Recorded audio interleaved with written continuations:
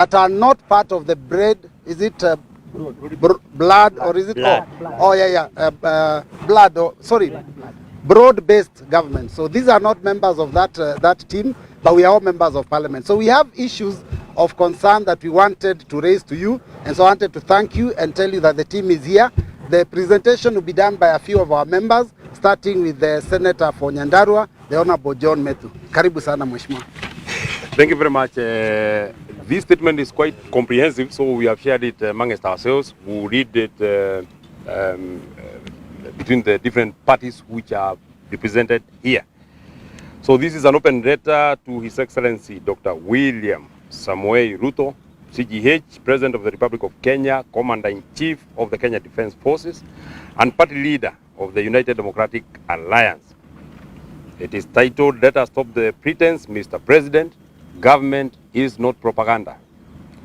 In exercising our constitutional duty as leaders and citizens under Article 1, Article 3, Article 10, Article 73, Article 129, Article 131, and Article 258 of the Constitution of Kenya, and in response to the recent open letter issued by senior officials of the United Democratic Alliance Party against His Excellency President Uhuru Kenyatta, we write this letter in defense of the Constitution, constitutional accountability, democratic governance, national unity, and the sovereignty of the people of Kenya.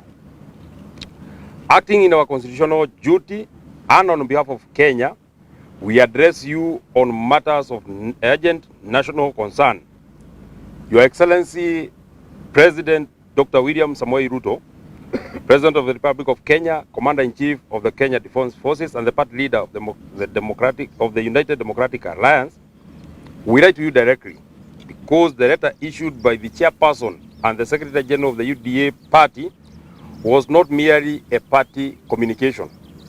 It was a political statement issued by officials acting under your authority within a party that you lead in defense of an administration over which you preside. In constitutional democracies, responsibilities cannot be delegated downward when power is exercised from the top. I welcome the Honorable Jane Kiara to read the second part.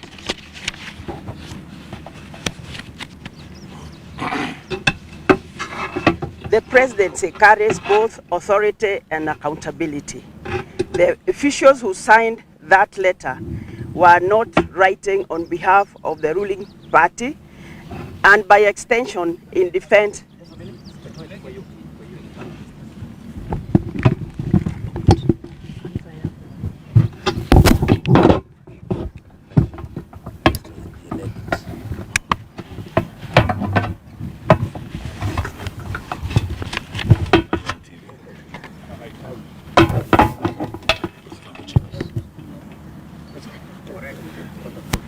The presidency carries both authority and accountability.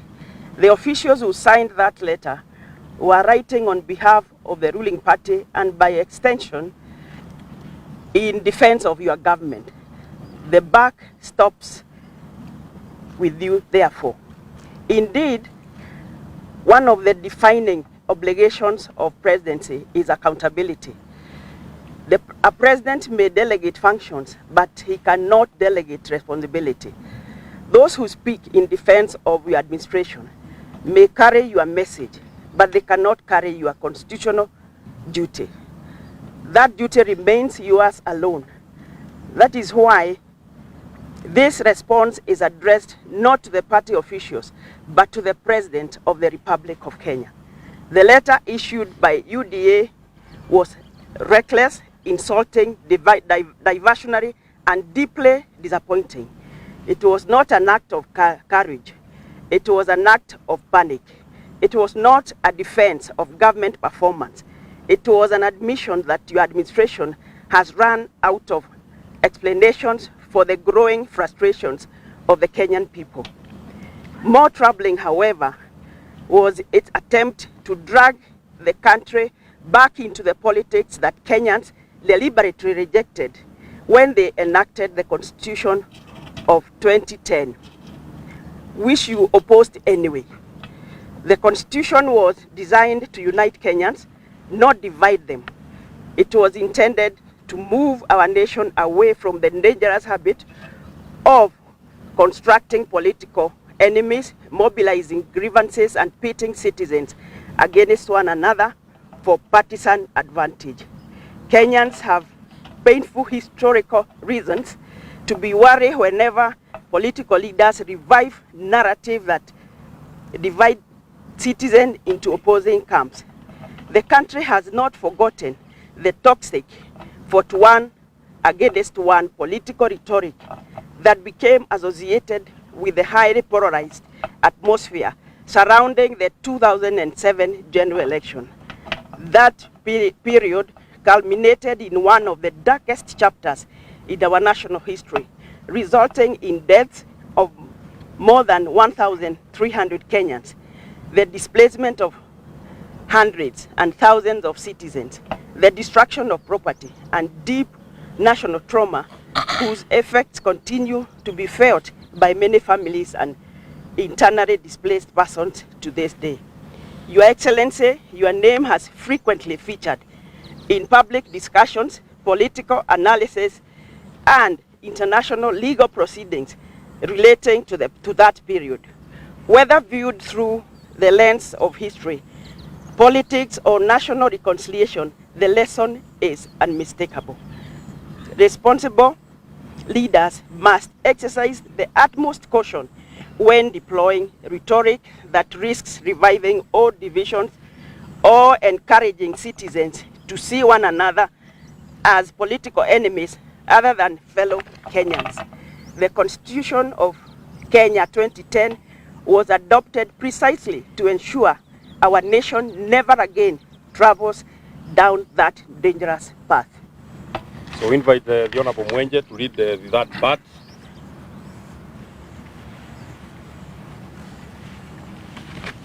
Thank you. The repeated effort by senior officers within the ruling party to frame Kenya's challenges through the lens of political enemies, former leaders, and manufactured conspiracies risks deepening regional, political, generational, and social divisions at a time when the country desperately needs unity, healing, and national purpose. As President, your oath of office obligates you to be a symbol of national unity, not a participant in division. It requires you to bring together, not encourage us versus them, political culture that undermines national cohesion and weakens confidence in public institutions. A president is elected to lead the entire nation, not one section against the other. The Constitution does not recognize government supporters and government opponents as separate classes of citizens. It recognizes only Kenyans equal in dignity and entitled to equal protection under the law. Mr. President, Article 131 of the Constitution declares that the President is the head of state and government, a symbol of national unity and a person required to promote and respect the diversity of the people and communities of Kenya. Article 10 binds all state organs and public officers to national values and principles of governance, including patriotism, human dignity, equity, social justice, inclusiveness, integrity, transparency, and accountability. Article 73 further reminds every state officer that authority assigned to a state officer is a public trust to be exercised in a manner that brings honor to the nation, promotes public confidence in the integrity of the office, and serves the people rather than the officer. The oath of office was not an oath to propaganda. It was an oath to blame retired leaders. It was an oath to insult citizens, former presidents, or critics. It was an oath to reopen political fault lines that Kenya has struggled for decades to overcome. It was an oath to protect, defend, and uphold the Constitution and to serve all the people of Kenya. That is why we ask you directly, is the insulting letter issued by UDA the official position of your party and your government? If it is, then Kenyans must know that your administration has abandoned the statesmanship expected of the presidency and embraced a style of politics that diminishes the dignity of the highest office in the land. If it is not, then you have a constitutional and moral duty to disown it.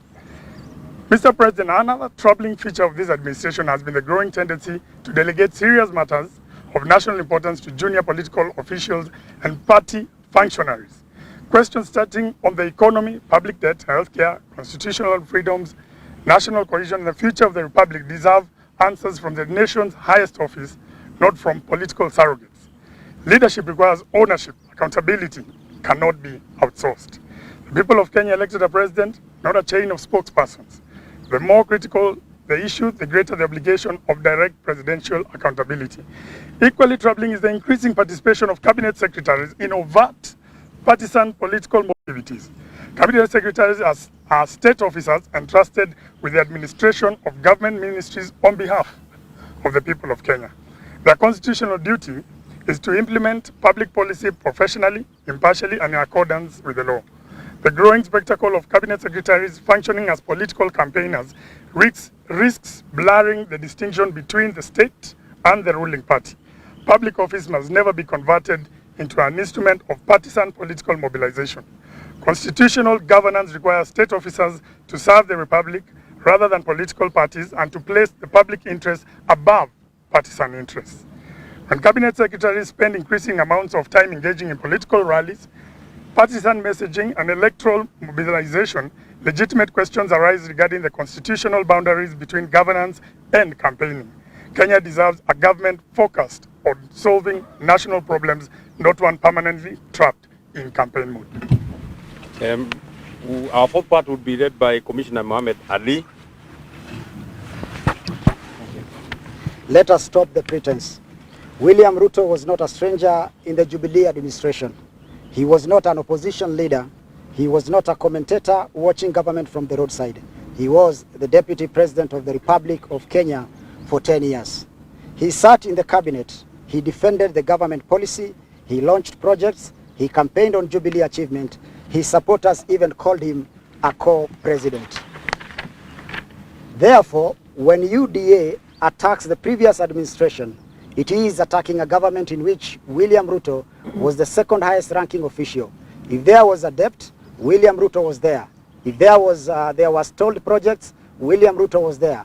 If there was corruption, William Ruto was there. If there was success, William Ruto was there. If there were failures, William Ruto was there. You cannot sit at the dining table for 10 years, enjoy the meal, then later claim you are merely passing by the kitchen.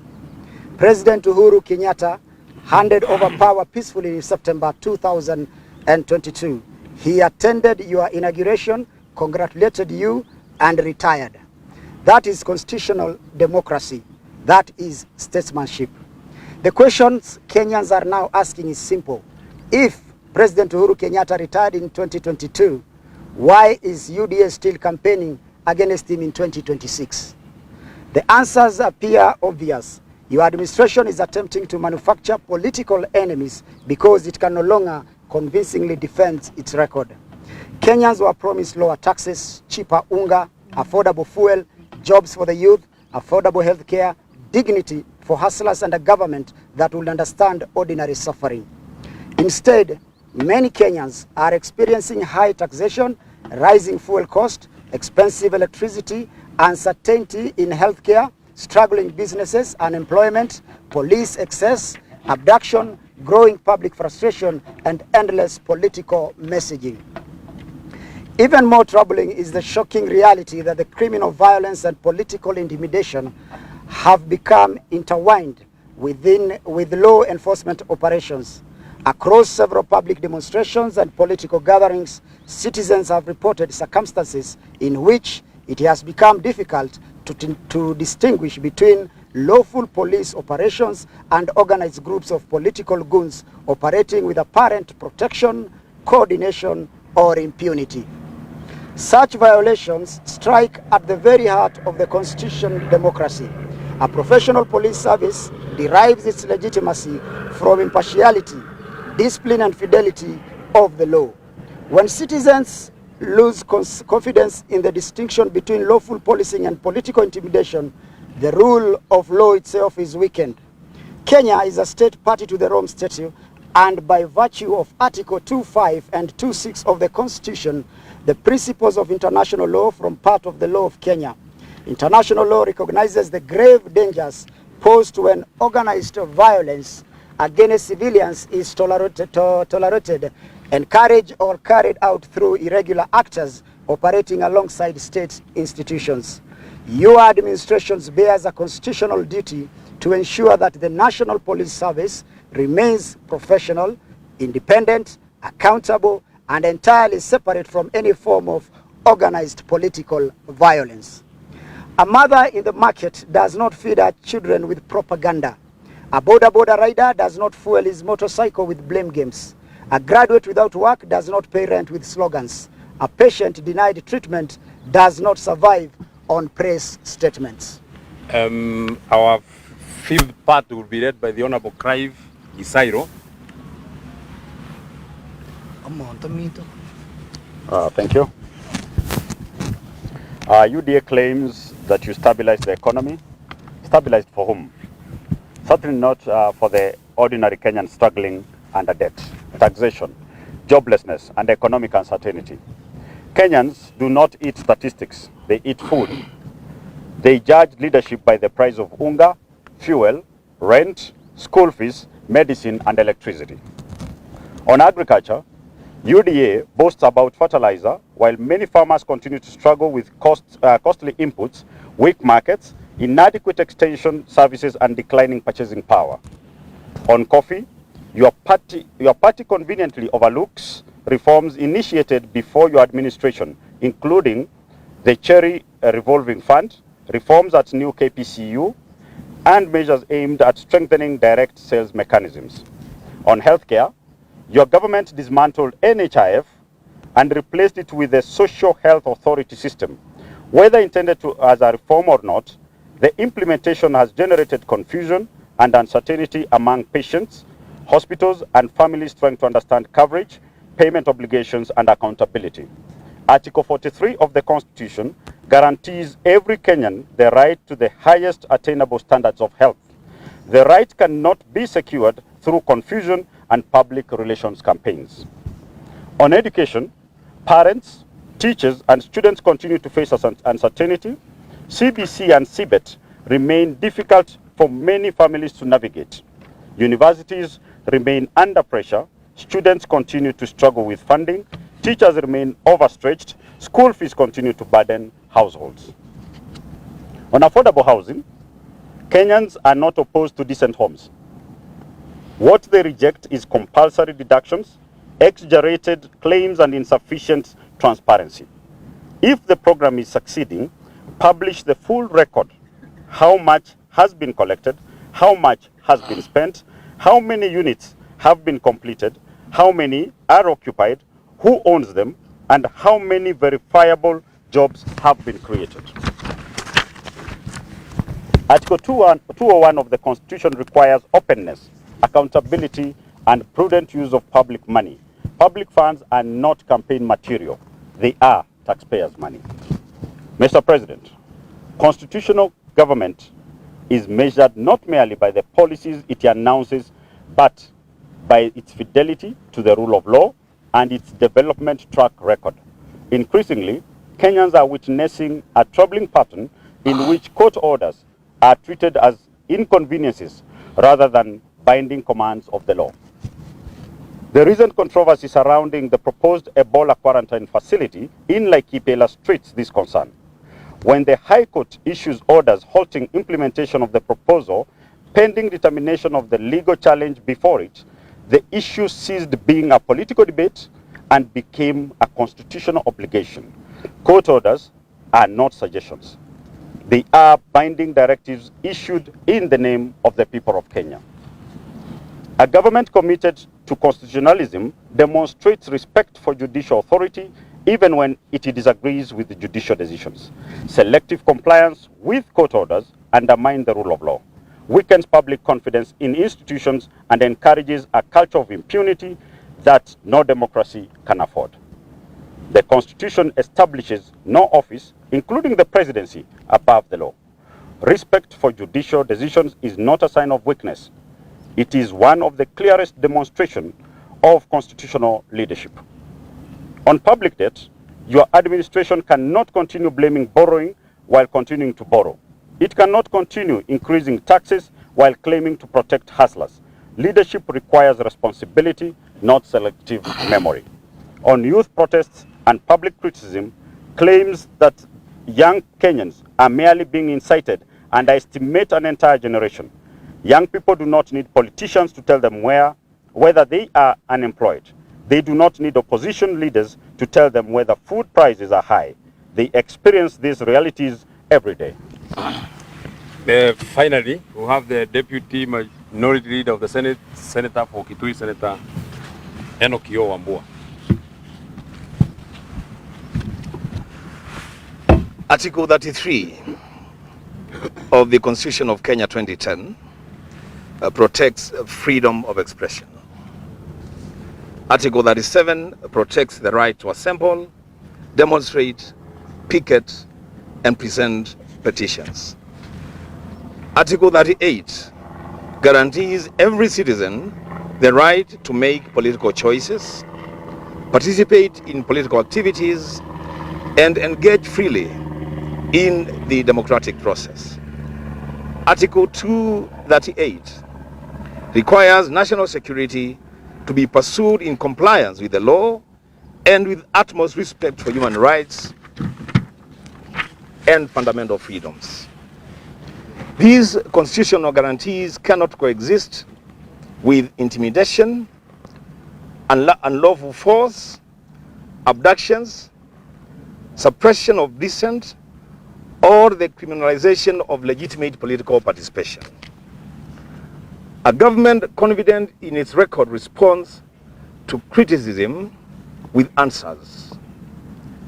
A government that responds primarily with insults, threats, arrests, or intimidation signals insecurity, not strength. Mr. President, Kenya needs a unifying leader at this moment in its history. It does not need new political enemies. It does not need fresh divisions.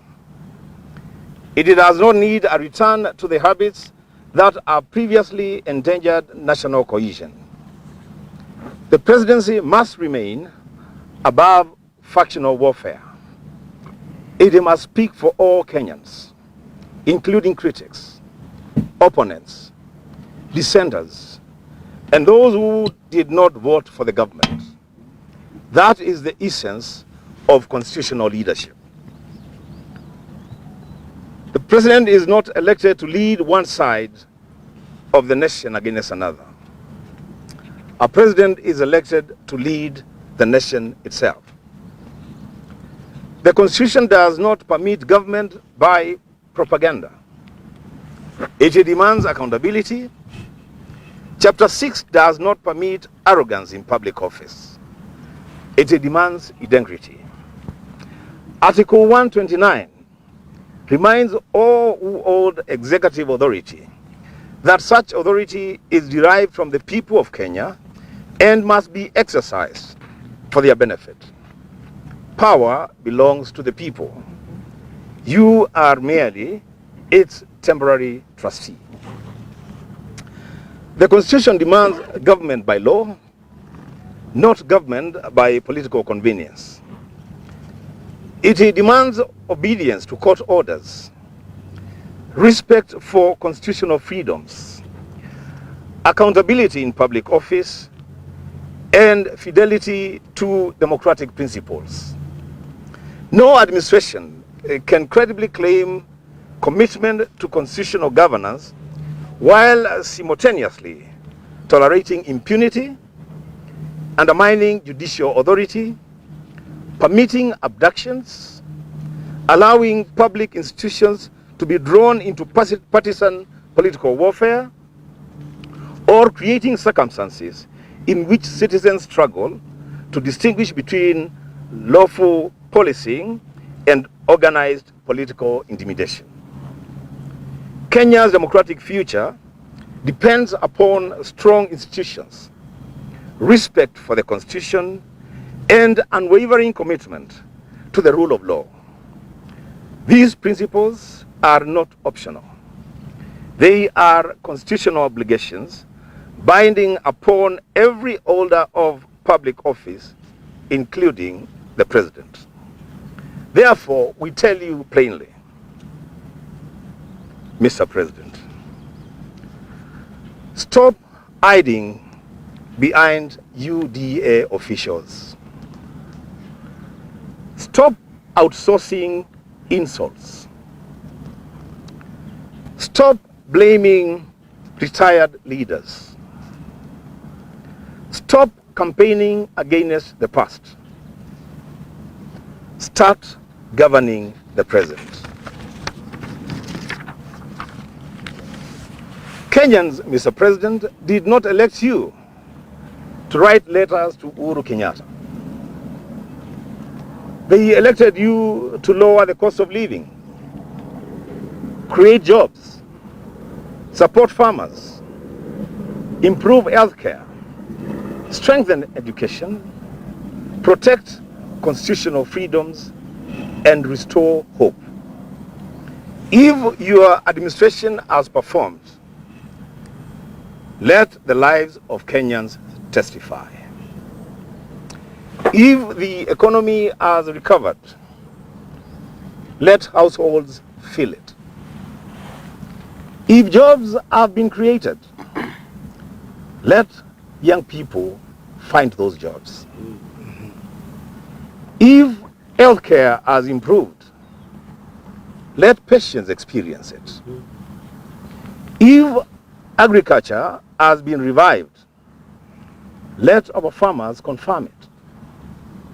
If housing has succeeded, let completed and occupied homes speak. But do not ask suffering citizens to ignore their pain because UDA has written yet another political letter. Let us stop the pretense. Let us stop pretending William Samoei Ruto was not deputy president for 10 years. Let us stop pretending today's challenges were created entirely by retired leaders. Let us stop pretending propaganda can reduce the price of unga. Let us stop pretending slogans can lower electricity bills. Let us stop pretending blame games are leadership. The people of Kenya are awake, Mr. President. They can see, they can remember, they can compare. Today, William Samoei Ruto is president. UDA is the ruling party. Kenya Kwanza is the government. The responsibility is yours. No excuses, no scapegoats, no endless campaigns. Govern, Mr. President. I thank you. That will be the end of our statement. Over and above this statement, you get signed copies of the members who endorsed this particular statement. It has been signed by at least 50 members of parliament. We have agreed amongst ourselves that this statement is very exclusive and it communicates the spirit of the message that we wanted to send across. So asanteni sana, thank you very much and have a good day.